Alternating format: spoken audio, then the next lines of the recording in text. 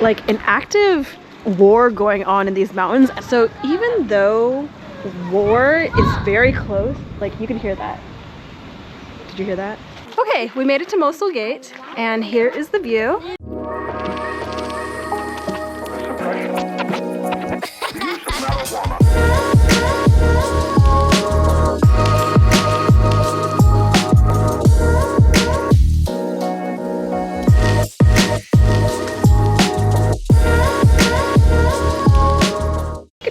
Beautiful Earthlings. I'm in the village of Daraluk, and I got adopted yesterday by this very kind family, and we went on a walk around the neighborhood, and there are these beautiful mountain ranges.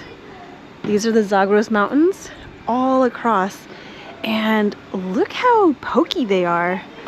So I don't speak, they speak a different type of Kurdish. It's not Sorani, it starts with D. I forgot the exact word for it. It's a third different dialect of Kurdish, and it's not in Google Translate, so it's kind of hard to communicate. And so I was asking them, oh, do you ever go hiking up those mountains? And they're like, no, Turks and PKK. And I was like, oh, I didn't know they were in these mountain ranges. And then the moment they said that, there was like a missile or cannon fire and like a cloud of smoke. So there's like an active war going on in these mountains, and I tried to look for like people, but I couldn't find any. So it's very interesting because I asked, do they ever come down and attack this village? And they're like, no, they just stay in the mountainside. So even though war is very close, like you can hear that.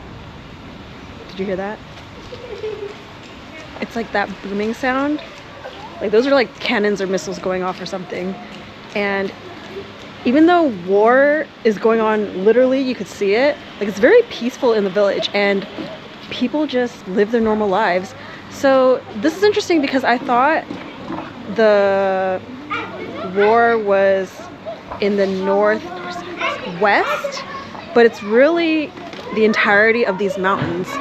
And so, you know, I would have thought it would be interesting to hike up there, but I guess not, because that would probably put me in danger and they'd be very taken aback at someone looking like me up there.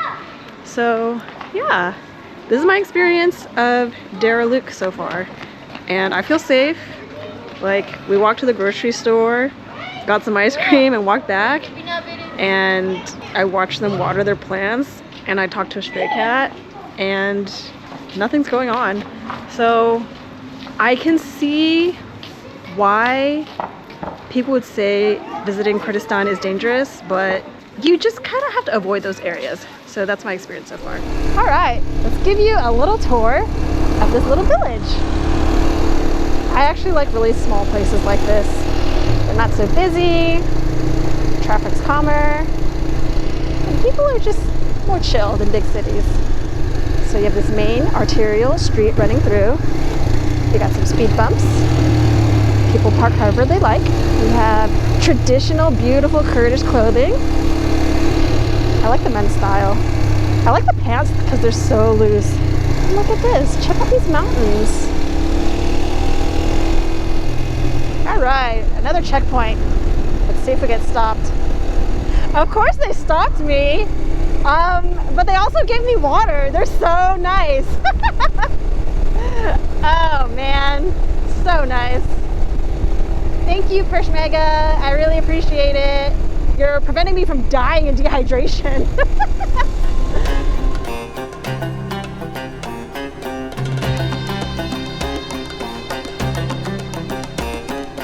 All right, we are entering the Amadiya municipality. Look how beautiful these mountains are. They make me so happy. Look at that cave right there. Not sure if my camera can catch it, but it's that dark spot right there. That'd be cool to explore, huh? Too bad the locals warned me the PKK and the Turkish military are in these mountains, so I can't just go off wandering. So, Amadiya is famous for its mountaintop city, and we're climbing it right now. So hard to see when I'm sitting on top of the mountain, but I think I'll ride around.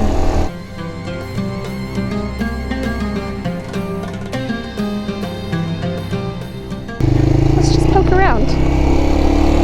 We have restaurants, quite a few restaurants. They're closed right now because it's still Ramadan. A lot of these businesses are closed. I think things are just chill during Ramadan. I don't know where I'm going. I'm just riding. Okay. Amadiya is really just very normal that I've seen so far. Okay. A little more salesy. Barbershop. Bakery. Lots of chips.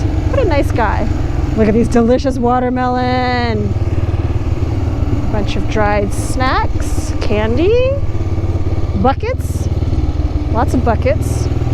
I don't know if I can keep going straight. Well, there's cars here, so I probably can. Perfumery. Barbershop. Fuel station. Shoe shop. What are they carrying? Coffee? Clothing store. Clothing shop. It's not really old towny. There's not like the stone walls I was looking for. That's a good camping spot. All right. I really think Amadiya is for the picturesque views. I'd have to ride down the mountain to show you guys though. I mean, let's just follow this road and see what happens. All right, we are in the town of Amadiya and look at what I found. This is a Sirichi pit. In December 22nd, 1951, it was announced as an archaeological site. It means a pond for storing water and was used at different periods. It is a Zarathustra temple and has all the bases of the Zarathustra religion like water, fire, soil, and wind. It belongs to the periods before Christ. And here is that in Arabic. Let's take a look. All right. Looks like we have a little irrigation path or channel for the water. There's the pond up there. Okay, let's walk up this hill and see what it looks like. Super cool. So here is the pond, and a lot of earth must have filled it up because it's a little too high for this channel right here. So I think it overflows into whatever was over here before. Maybe some farmland further down. And there's these big rocks right here. So pretty cool, right? And it's cool that they preserved this and the houses are built around it. I think that is a little pet house too. And this is what it takes to show you this. I'm kind of like trapped. You know what? There's a gate here. I'm gonna see if I can get in. Oh. All right. I want to be able to get out. Okay, let's take a look. This is cool. I wonder what these guys were for.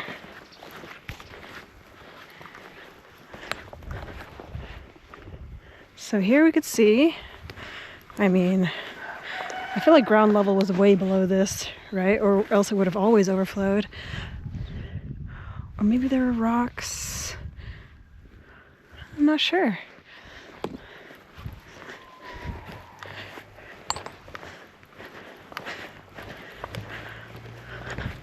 I wish I was tall enough to see what's up there. What's going on here? Oh, Crystal's too short. Okay.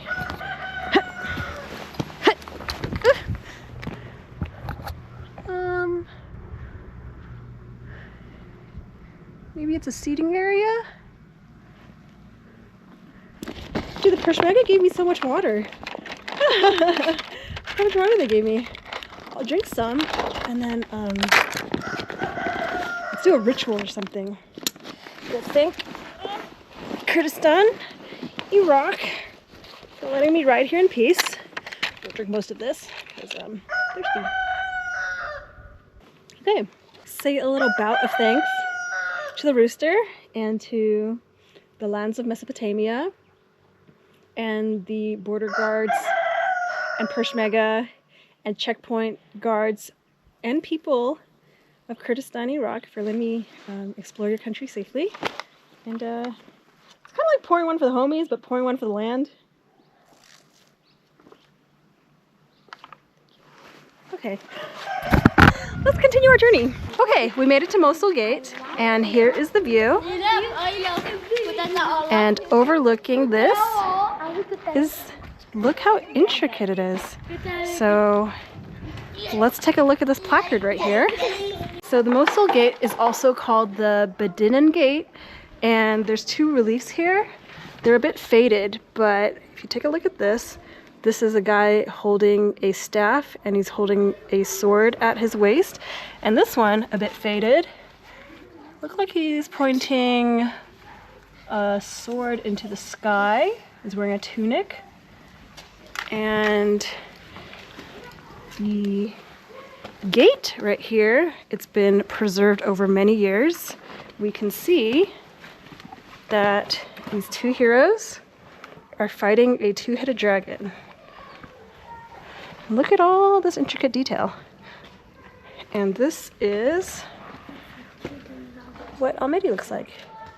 So let's walk through these gates and see what it looks like. What are you doing? What am I doing? I'm walking down these steps. Okay. Yes. Okay, so that plaque over there said that this path was big enough for animals and people, and it definitely is. It's definitely carved into the rock because these steps are not totally straight. They're kind of like wonky. So not the greatest with moto boots, but still doable. Okay, we can turn around. Oh, look at this. We have more information, some in Arabic, and that is what that looks like. So let's take a look. Isn't that amazing? Now look at that. We can see the two heads right here of the heroes, the two-headed dragon, and they're fighting. All right, so there's these plaques here, and they're in Arabic. There's these plaques here, and this is the view. Aren't these mountains gorgeous? So these steps descend, descend, descend, descend, descend, descend, descend, descend. And they go up. They're actually pretty good protection. I mean, look how high these walls are. No enemies are gonna climb these anytime. So let's head back to our bike.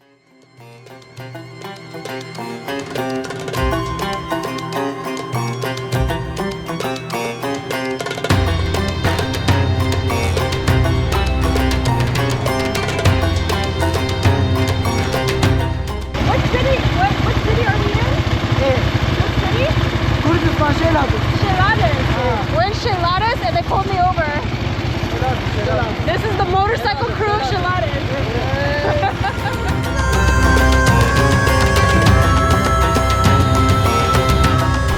Stopped again. They always pull me over. That's okay. They checked my passport. They asked where I was going. I told them I'm going to Shanidar Cave, and then after I said Arbil, and then after I said Mosul. Well, honestly, I don't really know where I'm going, but that's like the general loop-de-loop I'm doing. Look at all these cows. They're just kind of stuck here.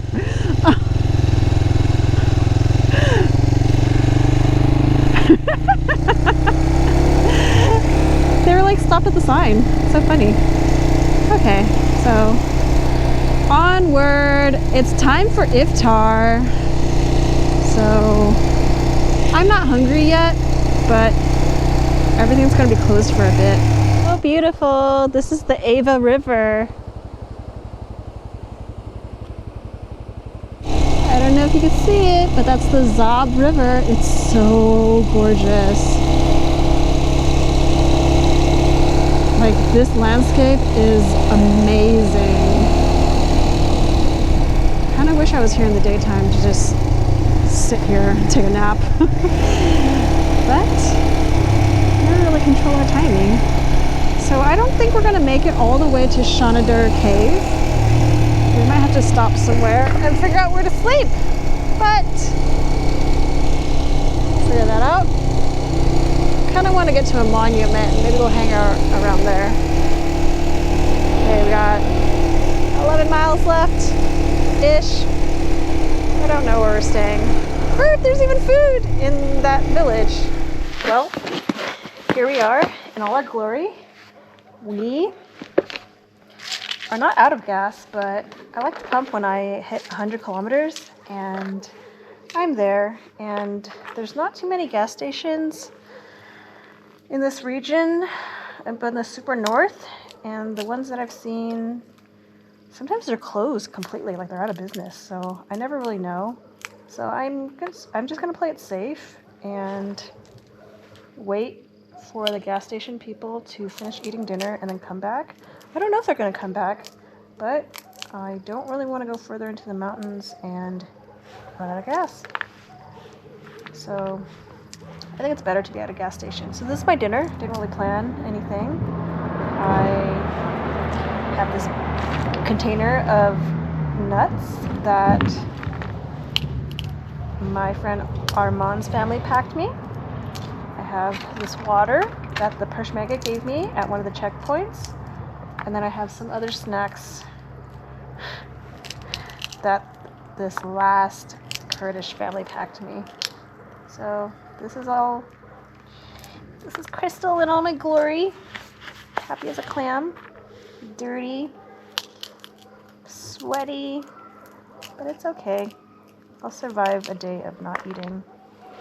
It just happens like this sometimes. I actually don't have a problem traveling during Ramadan. I really like it, actually. I mean, it's not like I eat on time anyways. I just eat whenever I'm hungry, or I pull over and I pump gas and I feel like it's time to eat. Well, I hope someone comes. If not, I'll just pick a corner. Actually, they have a couch. Check that out. I'll just lay there for a while. Well, help always comes when you least expect it. So there Crystal was, just squatting down, eating her dinner, and now she's gonna sleep in the prayer room at the gas station. People are so nice to me. So I was talking to this dude, and his family's from this village, and he speaks English. And I was like, is it okay to camp outside here? And he's like, no, there's animals, there's coyotes, like packs of coyotes, and wild pigs sometimes. And I was like, okay, I'm okay with that, as long as like the army isn't fighting down where I'm at by the river. He's like, no, not by the river, just stay out of the mountains. So we're not gonna go to the mountains. And then the gas station attendant was like, oh, she could sleep here. So here is my abode. We brought all our stuff in. The light doesn't work. Actually, that's the light, but it's very dark. So my bike is out here. And this is our home for the night. Isn't this cute? I kind of wanted to go camping, but I kind of didn't, because right when I pulled in, my bike turned off, and then I tried to turn it back on to roll it to get gas, and she had trouble starting. I don't know what it is. Like, the carbs are cleaned. It's a brand new battery. I've just always had this issue, and it's easier to get stuck like this and not have it start in society versus like in nature, because here I can like push start it down the hill, or I can flag someone down for help. If I'm in nature, I gotta like figure it out myself and push it up the hill through the grass or something. So she's actually keeping me safe, but also holding me back. Okay, Crystal is gonna go to sleep. Good night.